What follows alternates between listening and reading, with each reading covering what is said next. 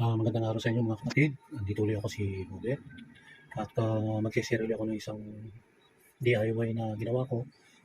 At ginawa ko to para meron namang pag-testing sa mga dayak. Kasi nga, wala tayong mabibiling instrumentong kahit napaka-delicate, masyadong sensitibong instrument ng dayak ay walang pang-testing.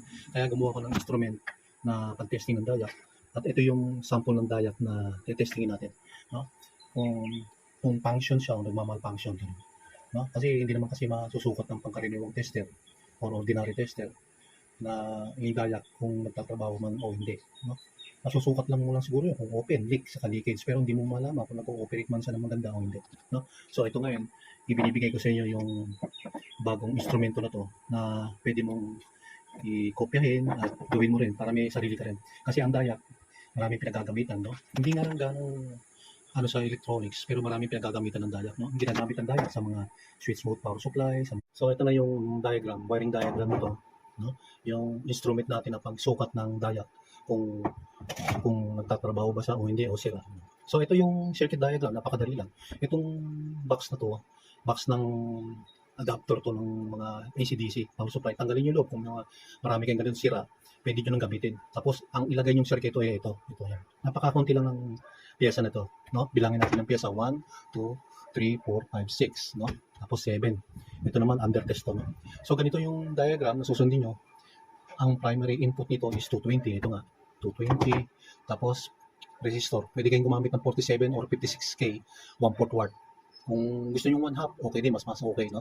Tapos IN4007 na diode. Naka-series lahat yan with dayak, another dayak, DB3, no? Then series uli ng 270 ohms.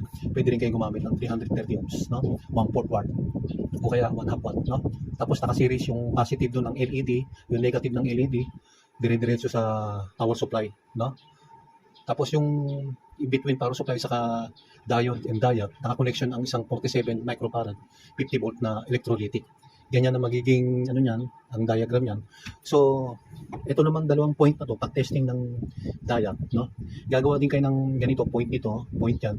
Tapos isang resistor na 270 o kaya 330. Optional to, hindi optional, kundi yan ang nasa loob nito, ito red, ito green, no? Nakakabit doon sa line ng negative, no?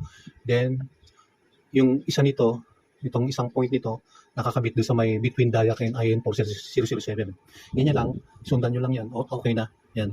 Bali ito ang dayak na under test, nandito na yan. Itong LED na red na to, naka-series yung 270 ohms. Parang ganito rin yan eh. Ito, kinuha mo lang yung portion na to, nilagay mo rito. So ito, under test ng dayak, yan. Itong dalawang point na to, na?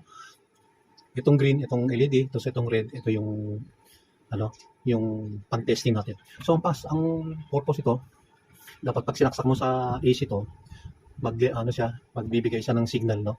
Magpa-flashing to, itong power supply na to, na LED na to, magpa-flashing siya. Then pag tinesting natin ng dayak, dapat mawawala, lilipat dito, magpa-flashing to. Kapag hindi nag-flashing, o kaya pumula lang, ibig sabihin nun, shorted.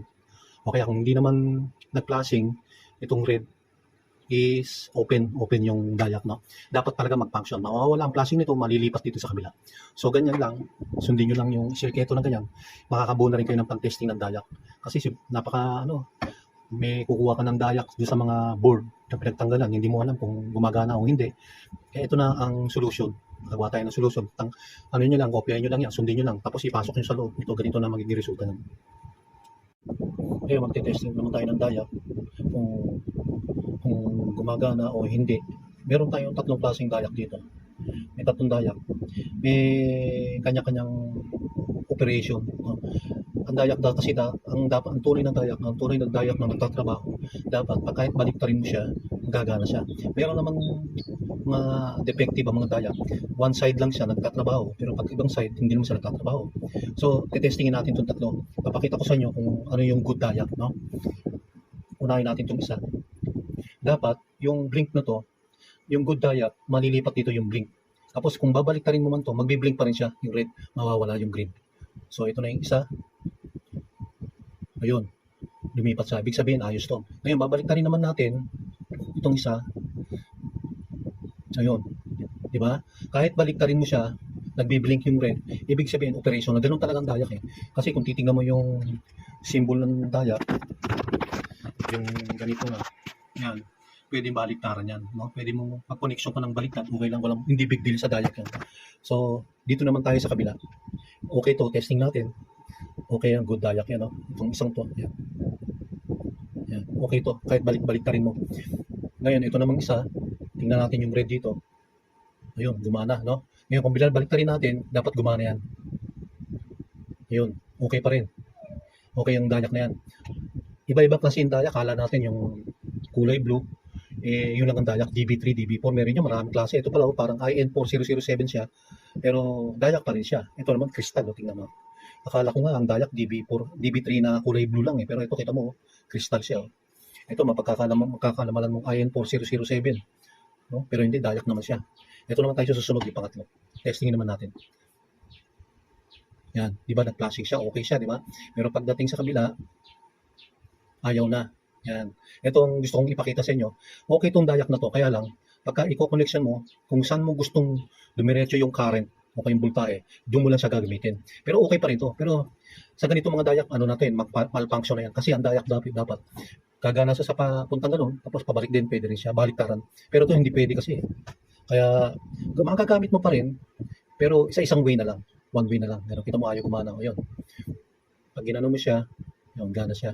No? So, ibig sabihin, itong dalawang to, okay siya. Ito, nagmamalfunction itong isa. Ito, isang to. So, gano'n lang ang pag-testing ng dayak. Kopyahin na lang ninyo yung circuit nito. Makakabuo na rin kayo ng ganito. No? Hindi kasi mabibili sa market yan pag-testing ng dayak. At ang dayak, hindi rin matetesting ng ordinaryong at masensitibong multimeter kung wala nitong ano na to. Sundan nyo lang to, ang diagram nito, tapos ipasok nyo sa isang maliit na box ng adapter ng mga sira na, makakagawa na rin kayo ng tester. So hanggang dito lang mga kapatid, maraming salamat.